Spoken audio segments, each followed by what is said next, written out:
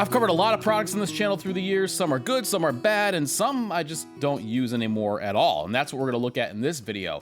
Now, this is not necessarily an indication that it's a bad company or even a bad product, but I'm gonna tell you exactly why I bought it, why I stopped using it, and what replaced it. And I can guarantee that if you've been watching this channel for any amount of time, you're gonna be surprised by at least one of the things in here. We're gonna kick it off with a legend, the B01 pants from Carhartt. I've gone through several pairs of these through the years. These are the last ones that I stopped wearing before I kind of moved on to other things. The reason I bought them in the first place is that, to my mind, they were the toughest, most rugged, and affordable pants out there. Now, these things, don't forget, even I think today, they only cost something like 50 or 60 bucks. They're really not bad. These are made in America, union made.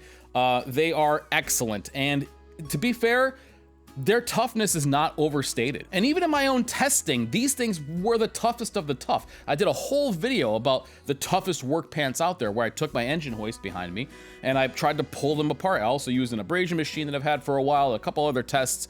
The Carhartts came out on top definitely with the pull test. It was like 330 pounds to pull them apart. The abrasion was high. Overall, I believe that they scored highest, and then the price was really affordable compared to some of these other brands out there. But anyway, so they are tough, there's no doubt about it. That's why I bought them. The double knee. At one point, I really needed that. I was blowing through knees on my work pants like crazy. The reason I stopped wearing them is that this is a whole lot of pants for every day. You got 2 layers of 12-ounce ring spun duck cotton on the front, and just all the triple stitching, everything here. You know, all of that durability and toughness comes with a price, and that is, it doesn't stretch, they're thick, and they're pretty hot in the summertime. Now, what replaced these? It's kind of hard to say because a lot of other pants have replaced these. So I have been doing a lot of testing, specifically on the workwear side of things, especially lately, and I've worn a lot. Now, the ones that I find I keep going back to were the Carhartt Steel series, some of the True Work stuff. I have a pair of Hard End Co jeans that I wear all the time, and the original Origin factory jeans I liked a lot. So, there are a whole bunch that I could list off, and, there really is no direct comparison, though. I don't have another cotton duck that has replaced this, maybe the Crafted series. So these are legendary. I mean, they're awesome, but in a way, they also sort of feel dated, and that's why I stopped wearing them. This old F100 has plenty of personality. Unfortunately, fuel economy isn't part of it. So before filling up today, I checked Upside. I simply opened the app, claimed a nearby gas station offer, filled the truck, and paid with my card like normal. Upside lets me stack extra cash back with my credit card rewards. Once it processes, I can cash out with no minimum. It's a simple habit. I just check the Upside app before pulling into the station. Upside has given back $1 billion to its users. To find out how much you could earn, download the free Upside app, use my promo code below to get an extra 25 cents back for every gallon on your first tank of gas. And hey, with gas prices what they are, I'll take all the savings I can get. That's an extra 25 cents back for every gallon on your first tank of gas using my promo code. Thanks to Upside for sponsoring this video. All right, next up, and this was a surprise even to me when I started thinking about what I don't wear anymore, because at one point, I had called this the best work shirt you could buy. That was for a lot of different reasons, and I'll still sort of stand by that a little bit with one caveat, okay? They are still built wonderfully. This is the Patagonia Farrier shirt, by the way. Patagonia Workwear. They came up with their workwear line a few years ago. This was one of the first products that they offered in that lineup, and this is their hemp blend, Iron Forge hemp, I think it's called. They feel pre-broken in. They're very tough. Things like the metal buttons got me. Just the substantial feel of metal buttons was something that was pretty new to me. I like the pocket layout, the fact that they have these expanding pockets here with a pencil slot on each side, which is really cool, especially if you're a lefty like I am. And I like the colors they came in. This is the first one I bought, which was a blue, and then I have a green, and then of course this one came out, and I'm a sucker for anything that looks like a flannel shirt, so I got this one. Then I started to notice something, and that was the cuffs were missing a button or two. So I couldn't tell which one it was supposed to be. And I'm gonna give you an example. That's the reason I pulled these two right here. So this was the first one that I got, okay, this blue one. And I thought, okay, cool. They have one button on their cuff, which wouldn't be out of the realm of possibility for Patagonia because their stuff is really good, but it's also very simple. Like their bibs have one chest pocket, not a whole bunch of segmented pockets, just one chest pocket. A lot of their stuff is sort of a little more simplistic. So I thought maybe what they did is they went with one button on the sleeve cuff. Okay, no big deal. It fit just fine.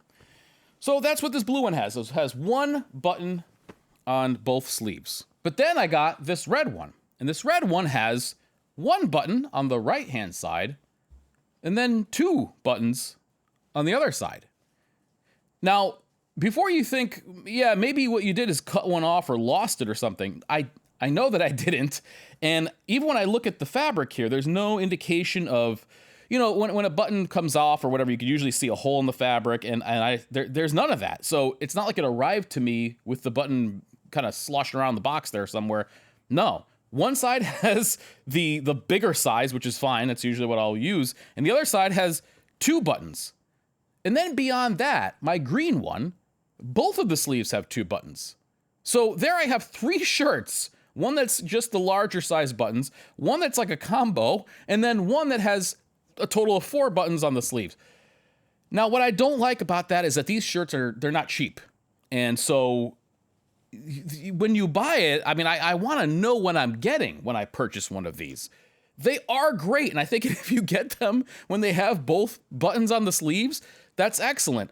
But these are ones that I bought, you know, and I bought them kind of like apart from one another. So I don't know if this was something where they started with one button and they said, hey, we should add another one. But then this guy got late. I don't know what it is, but the inconsistency with these shirts, it's pretty egregious. So that's why I don't wear those anymore. What do I wear instead? I got to tell you, I've been wearing a lot of Wrangler Riggs shirts. I don't know. Their stuff's awesome. If you see me here on camera, you see most of the time what I've worn during the day, and that's the old K87. I mean, these things, they're a staple, and they just don't wear out. So I'll wear the K87 tees. But when you're talking about like a button-up work shirt, I like the Wrangler Riggs stuff. I like I think it's called the Bozeman shirt that Carhartt has. It's a short sleeve kind of deal, a little bit nicer. And there are a few other ones out that are really nice. I like the 1621, but it's really, really rigid. So that one kind of is a little bit, you know, just that's good for winter use. But those are the shirts that I'll typically wear. I really like them, and they work just fine. These are expensive. I want to know what I'm getting. The inconsistency there sort of bothers me. Now, you've seen these boots before. These are the boots that started me down the Pacific Northwest boot path, and this is the Nix BuilderPro. I just cleaned them a little while ago because I realized they're collecting quite a bit of dust over there in the corner. I'm not wearing them much anymore. Now, I originally got these to really combat a certain type of work that I was doing that was eating through my other boots, and that was railroad work, okay? So if you're not familiar, beneath the rail and on the sides is a black sharp stone they call ballast stone. The whole point of this stuff is to offer a nice, sturdy surface that doesn't flood, offers good drainage, but it's just murder to walk on. First of all, it's like your feet are never like landing on anything that's solid. The sharp stones just kill leather. I mean, they just erode it like crazy. I'm telling you, I went through 2 pairs of boots before I started going, okay, I got to find something better. When I bought these, I think they were like $525. I think they're quite a bit more now. That was a while ago. These were my daily driver for years. Now, why did I stop wearing them? Mostly, I think it's a couple of things, but first is that I was really testing out a lot of other boots. So I'd want to put on a pair and wear them straight for a couple months, see how they are. It means there's not much room for these anymore. And even when I wasn't testing them out, these really were, I bought them for that particular type of work. Since then, though, I've gone and worked back indoors, doing a neuroscience hospital, now doing traffic work. The kind of work that I've been doing really is actually better for a wedge type sole, and that's what I prefer to wear on hard concrete surfaces. These are okay because I didn't have that really big logger heel on them, and the Honey Vibram soles are a little bit softer, which is really, really nice, especially on your knees as you get older. But this is just a lot. It's you know, they're tall boots. They have the heel, the whole thing. It's the right tool for the right job kind of thing, and the jobs that I've been working on have not called for this particular boot. If I go back to railroad work, though, which I might do, you better believe these things will be back on my feet. Last but not least, and this one might be a little shocking, my Heat Straps, oh my God. This is the Patriot coat, but it's basically their chief coat, and their chief coat is basically a chore coat that is insulated and made out of incredibly heavy-duty canvas. I think it's 24-ounce waxed canvas. This one right here is kind of a special edition. They called it the Patriot. This was a collaboration between Heat Straps, Knix, and Weather Wool. So the lining is Weather Wool lynx pattern material in there. And I got this, and it was great. I mean, it works well, and, you know, it's warm, but this coat wears you, I'm telling you. And if you have any of their heavy-duty stuff, I mean, even right now, just picking this up, you know, look at this. It's so stiff, so heavy-duty, it doesn't really want to even move on its own. And it's like, I'm not always in the mood for wearing a suit of armor. There are times when wearing something like this is really going to be beneficial. And I think that if I had one of those, like, I'm going to war kind of coats, you know, I always think about, and I'm sure you do too. You ever consider, what if I was in a situation like the road or something like that? You know what I mean? You had to go off. And I love the idea of having something that can endure basically anything. This would be the coat for that. And I've worked in it, and it's been, you know, it performs wonderfully. The materials that they've used in here, especially this one with all the interesting, you know, that's got the leather collar from Knix there. And like I said, the Weather Wool lining is great, top notch. It's hard to find better. But I find myself reaching for other coats that aren't as heavy, that aren't as stiff for everyday wear. So much so that, again, I just don't really wear this anymore. So it really pains me to see it, but immediately following that feeling is a sense of, yeah, but I don't want to put that on right now. You know what I mean? It's hard to describe if you haven't worn one of these before, but it's a stiff mamma jamma. Now, if that's your thing, I mean, like even this hanger, I had to get this hanger special because the other ones were just snapping. This is like a wider shoulder kind of hanger. So, I mean, hey, for some people, that's what you want. You want a bomb-proof jacket that, I mean, like literally.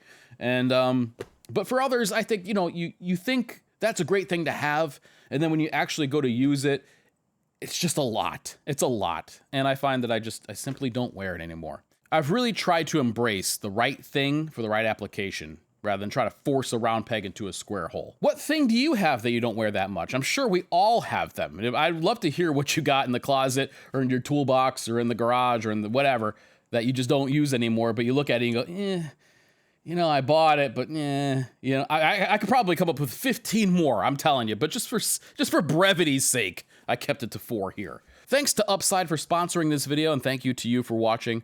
I'll catch you next time.